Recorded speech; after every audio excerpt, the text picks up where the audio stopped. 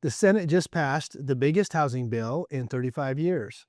So what does it actually mean for real people, for people like you and me? It isn't just a political story, it's a retirement planning story and a family wealth story. And depending on your situation, it could affect decisions that you're going to be making in the next few years. Today, I'm going to walk you through what's actually in the bill and explain the history and the context behind it. Because without the context, the bill doesn't really make sense. Most importantly, I'll discuss what it means for you and what actions, if any, you should consider. My name is Lane Martinson. Welcome to another episode of the Financial Fast Lane. For most of the 20th century, builders built homes, families bought them, neighborhoods grew, and there was a rule of thumb that most people lived by. You could afford a home that cost about 3 times your annual income. That was the rule your parents probably followed, and maybe even the rule you followed when you bought your first home. But starting in the 1970s and 80s, something started to quietly change. Local governments, cities, counties, suburbs, they began tightening their zoning laws. Fast forward to today, now 75% of all residential land in the United States is zoned exclusively for single-family homes. That means that duplexes, townhomes, small apartment buildings are blocked by law in most places. And this is where the problem starts. From 1980 to 2025, America's population surged by more than 50%. But instead of building more homes to accommodate the growth, we built fewer. The 1980s, 1990s, and the 2010s all produced fewer new homes than the decades before them. More people, fewer homes. You don't have to have a finance degree to know where that's headed. Then came 2008, the financial crisis. The housing market collapsed. Millions of Americans lost their homes to foreclosure, and it was devastating. And I know that many of you lived through that firsthand. But here's the part of the story that most people don't know, and this is important. When those home prices collapsed, somebody swooped in and started buying. Not families, not first-time buyers, mostly institutional investors. Before 2011, there were no investors who owned more than 1,000 single-family homes. After the crash, investors anticipated a rebound and purchased thousands and thousands of foreclosed homes. Here's an analogy. Imagine the board game Monopoly. Regular families are going around the board, one space at a time, saving up for years to buy a property. And then a new player sits down at the table with a briefcase full of cash and starts buying most of the properties before you even get a turn. Some of these institutional buyers did help stabilize neighborhoods when prices were in free fall. So there is a legitimate argument that they provided liquidity when nobody else could. But here's what happened next. As home values rose through the 2010s, that same dynamic worsened affordability, especially for low-priced homes that would typically be bought by first-time home buyers. And it didn't stop there. After a wave of mergers in the late 2010s, these large firms gained pricing power over rents in areas they dominated, and rents increased at a higher rate in those areas. Then came COVID.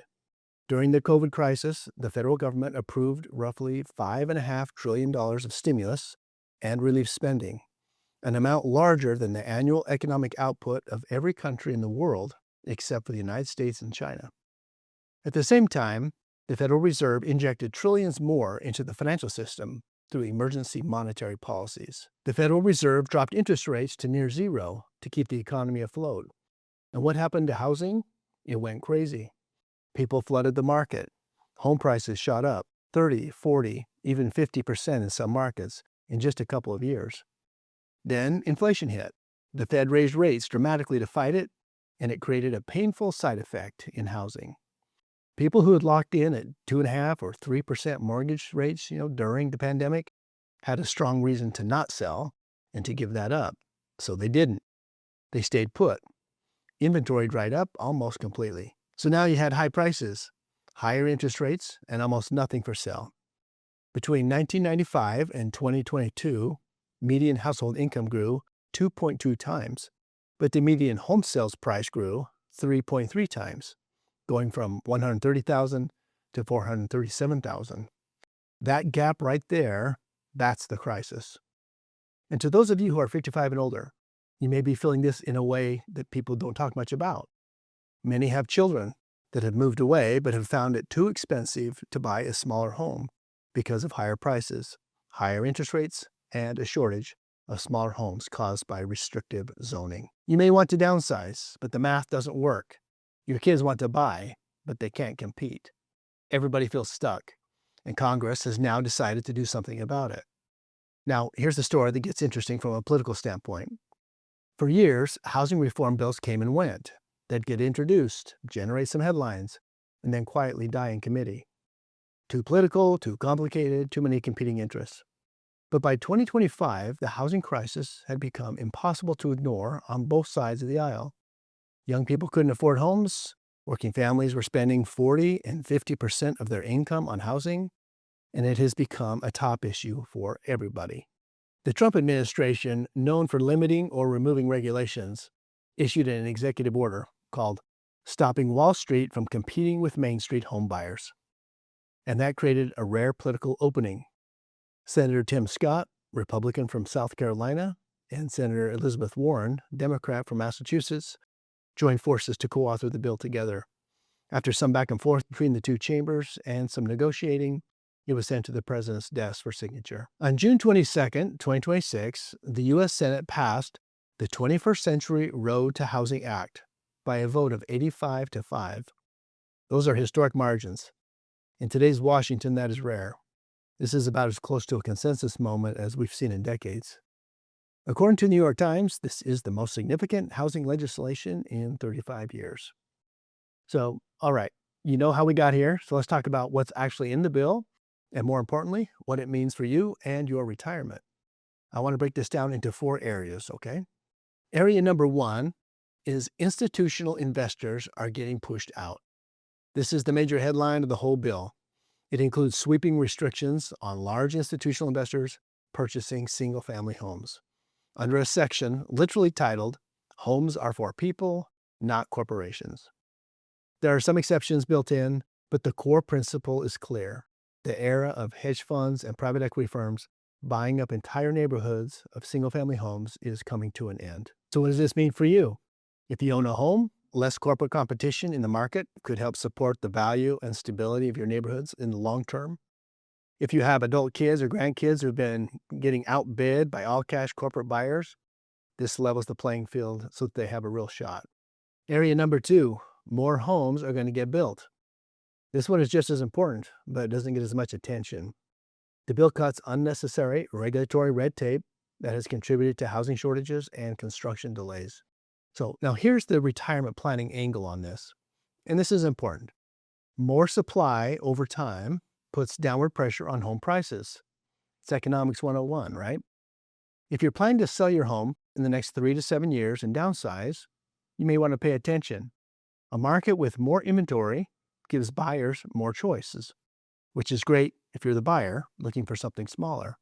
But it could mean that your home that you're selling commands less than what you might get today. That's not a reason to panic, but it is a reason to plan. Area number 3, federal housing programs get an upgrade. The bill improves HUD's counseling and financial literacy programs and makes it easier for housing choice voucher holders to find housing and for landlords to participate in those programs. It also helps local governments to convert abandoned and vacant properties into attainable housing, and it permanently authorizes disaster recovery housing programs that have to be renewed again and again. Area number 4, and my personal favorite, no new government spending. I know many of you are rightly concerned about government debt and what that means long-term for Social Security and Medicare, for the purchasing power of your retirement savings. So here's something worth mentioning. This legislation modernizes federal housing programs while generating no new government spending. This is not a new trillion-dollar entitlement. It is a reform and a deregulation bill, and in today's political environment, that's kind of amazing. Now, what should you do with all of this? First, if you're planning to sell your home in retirement, don't wait passively. Have a plan. Know your numbers. Talk to a knowledgeable and experienced financial planner about how home equity fits into your overall retirement income strategy. If you don't have a professional you trust, you may want to consider contacting my office. We serve all 50 states. Second, if you have adult children struggling to buy a home, share this video with them. Help them understand what's changing, because knowledge is power, right? And as always, I look forward to seeing you in the next episode of the Financial Fast Lane.